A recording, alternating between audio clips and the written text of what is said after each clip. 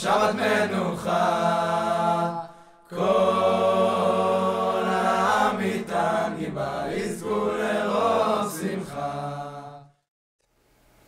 Shabbat Shalom. We just started the 3 weeks that start with Yud Zayin B'Tammuz, the fast day that commemorates the day that the walls of Jerusalem were breached, were broken, and ends with Tisha B'Av, the day that we commemorate the destruction of the temple. These are difficult days. We act in ways of mourning in these 3 weeks. And the first parsha that we usually read as we enter into 3 weeks is Pinchas, which is the parsha we'll read this week. You know, I want to say a couple words about walls. When we build walls around a city, we're building walls because we want to be protected. Walls are an easy way to feel protected. In the simplest way, they protect us from what's outside and protect what's inside. They create a very clear barrier of what's in and what's out. But walls also have a negative side to them, because the minute you build a wall, you stop the ability to expand, to grow. And this is both sides of what walls are and can be. You know, in a way, any healthy person, we want to know what's in and what's out. The minute that we kind of get lost in what's happening inside, what's happening on the outside, we call that in psychological terms schizophrenia. When I hear a voice and I don't know if it's coming from inside my head or if it's coming from my friend sitting next to me, that's a problem. And in a way, any time that the inner and outer start getting mixed up, we start losing our ground. In a way, this week's parsha begins with a bit of a mess like that. We have the Nasi, the prince of the tribe of Shimon, who takes a Midianite princess and he has relations with her at the entrance to the Mishkan, in front of everybody.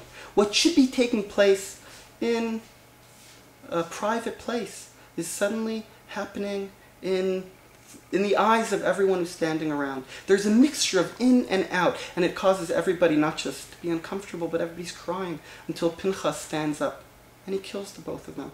Now, I'm not going to go into now what Pinchas did and his zealous act, but I want to say this, that in a way, destruction is when we don't know what's in and what's out, when things aren't in their right place.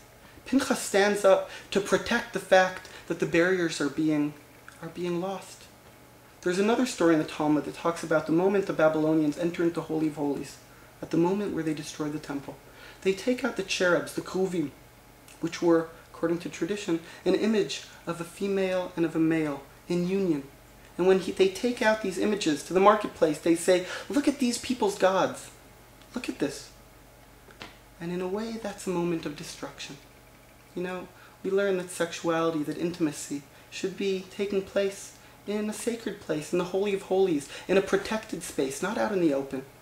On the other hand, I'll just say that nowadays, in our generation, sometimes it seems that we put so many barriers and so many boundaries that even some acts of intimacy that should be taking place outside in the open, we've put so many barriers that we only allow them to take place in the Holy of Holies.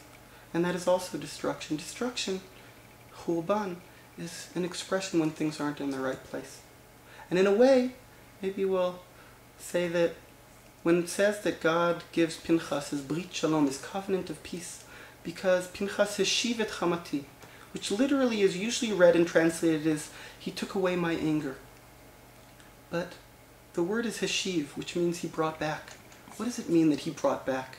So the truth is, Chamati could be read as anger, but it could be read also as Chomotai, which means my walls. And at a time of year that we commemorate that we lose our boundaries and our barriers, so Pinchas is the one who brings them back. He brings back the barriers. He brings back by teaching us what's in and what's out. And in that sense, he saves us, or he teaches us what it means to leave a state of destruction, of balagan, of a big mess, and enter into a place of order again. And one day, so says Zechariah in a prophecy in chapter 2, that one day Jerusalem will be so filled with animals and people that we won't need walls anymore, that Jerusalem shall grow, and God will be to us our walls. When God will be the protection we need, we won't need anything that will stop us from being who we can be, but we'll be able to, that's what the prophecy says, one day grow and expand as much as we need. Shabbat Shalom. מחבלי משיח יוצאנו לרווחה